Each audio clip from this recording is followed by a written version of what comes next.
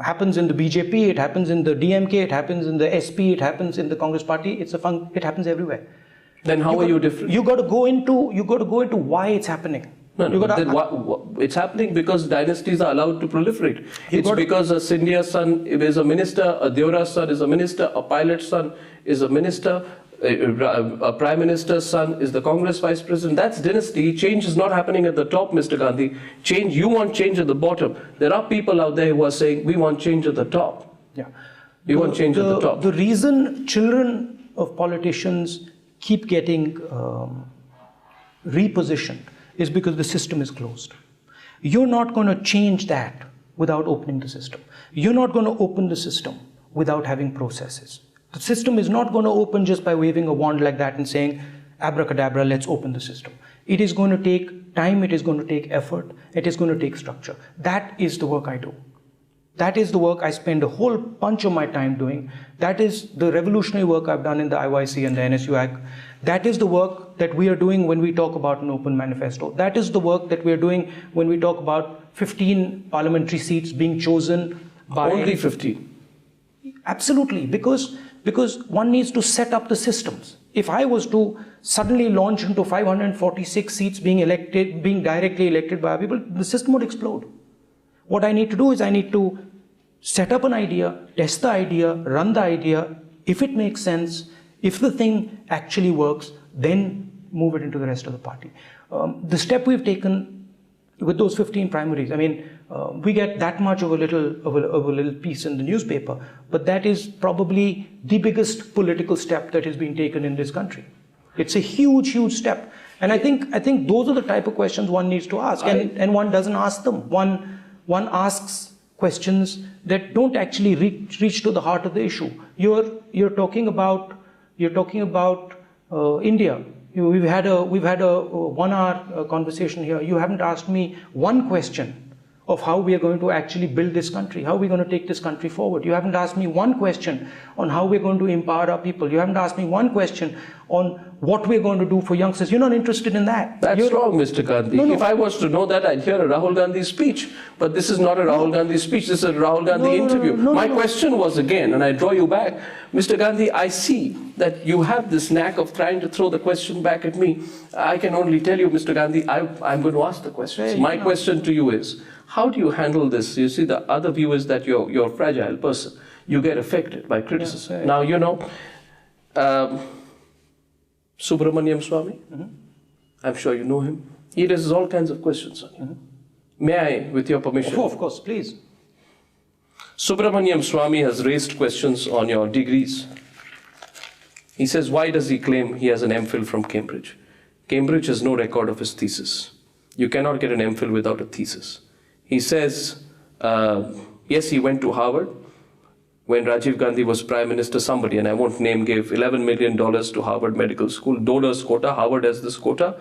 Once you enter, in 3 months, Harvard said to him, we don't think you belong here. So he dropped out. He's questioned both your degrees. I want you today. Were you in Cambridge? I was at Oxford. You're at Oxford. But you spent some time at Cambridge? I was a visiting fellow at Cambridge for a while. Okay. So where were you in Cambridge? At Sydney Sussex College. So I was at Trinity in Cambridge. I spent a year there, did my MPhil there. Now I want your response to what's the response? I mean, I want your response to Subramaniam. How do you deal with this? You want me to show you my degree? I can show you my degree. No, would you feel like showing him your degree? He's probably seen my degree. I mean, I've given an affidavit, a sworn affidavit saying that I've got these degrees. Now, if I'm lying on the affidavit, let him take a legal process and solve it. I mean, what more do you want me to do? You challenge him. Why should I challenge him? Why should I challenge? He's attacking you personally. He's attacked my family for 40 years. Why should I challenge him? I mean, Does it affect you, Mr. Gandhi? Does it affect you? When you are attacked at a personal level, does it affect you? And how do you choose not to respond? How do you bury your head in the sand and say, this is not happening, it's happening to you? You are being criticized. I respond. You see, I respond by understanding why I'm being attacked. I'm being attacked because I'm doing things that are dangerous to the system. I'm being attacked because I'm asking questions that are dangerous to the system. And I'm not asking superficial questions. I'm not asking, questions over here. I'm asking questions over there. And everybody understands that this fellow here is not a superficial little chap who just talks. This fellow over here is thinking deeply and is thinking long term. That's why I'm attacked. I understand that, right? And frankly, attack me all you want. Beat me to death. It's not going to stop me. I'm going to keep doing it. And I'm going to ask the questions that are relevant. And you know what? I've got 1,000 people in the Congress Party, 2,000 people in the Congress Party, youngsters who work in this stuff. They're not letting go. And I'm proud of them. They're not letting go. It doesn't matter. Keep throwing stones at us. That's the point. The point is that the people who are attacked in this system, the people who are actually attacked, are the people who are fighting the system. You understand that? They're not the people who sit and ask the superficial questions. They're the ones who are actually saying, listen, let's do something about this system. They're the ones who are actually going deep into the processes, understanding that this is the crux of it. And the crux of it, Arnab, I've told you, the crux of it is how we choose candidates. The crux of it is how we make policy. That's the crux of it. The thing is, you don't like discussing it. You like discussing stuff, that's really doesn't go to the core, And I'm a serious politician. I'm not somebody, who is here to, get power or make money or something. I'm somebody who's here, who's seen what the system does to people. I've seen, and I can give you example after example after example after example in my mind. And I'm not going to fight a superficial battle. I just am not. It's not interesting to me. I'm going to fight a battle. I'm going to fight a deep battle. And I'm going to take the youngsters in this country. I'm going to line them up and I'm going to take the system on. Don't forget that. You don't have thick skin, Mr. Rahul Gandhi. Politicians need to have thick skin. And Mr. Gandhi, can I say if I don't have a thick skin right now, it'll get thick. Can I tell you one thing? I'll tell you one thing, Mr. Gandhi. Yeah, say you're a serious politician. I assure you, Mr. Gandhi, I'm a very serious journalist. And therefore, when I interview Rahul Gandhi, his first interview in 10 years, it's my responsibility to ask you specific questions. I'm glad you're taking them. My next question to you, and I have only 2 left, Mr. Gandhi. How much have you been affected by your defeats? And when we see, for example, the visuals of you and Priyanka holding you in after the UP election loss, that picture, almost in a protective manner that Priyanka is holding you and you're walking away, you tell me what's happening in your mind out there. Do you feel overwhelmed by loss, by defeat, because you've had quite a few of late? How have you dealt with it? It all depends on what you're trying to do, right? I told you that I'm here because I want to help use the energy of this country. I want to make this country powerful. I want to project the ideas of this country.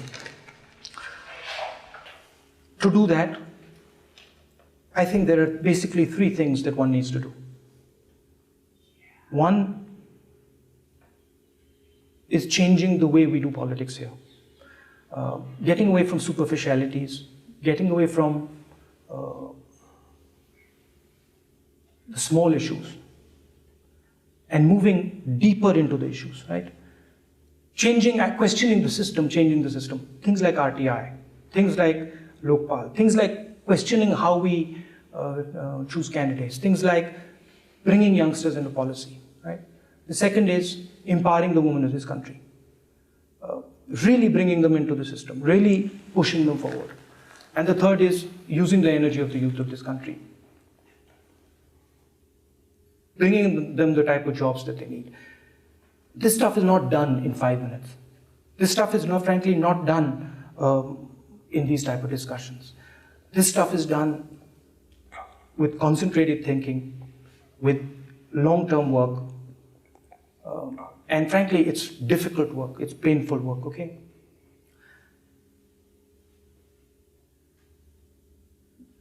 If you're thinking about that, and you're thinking that that's what you want to do,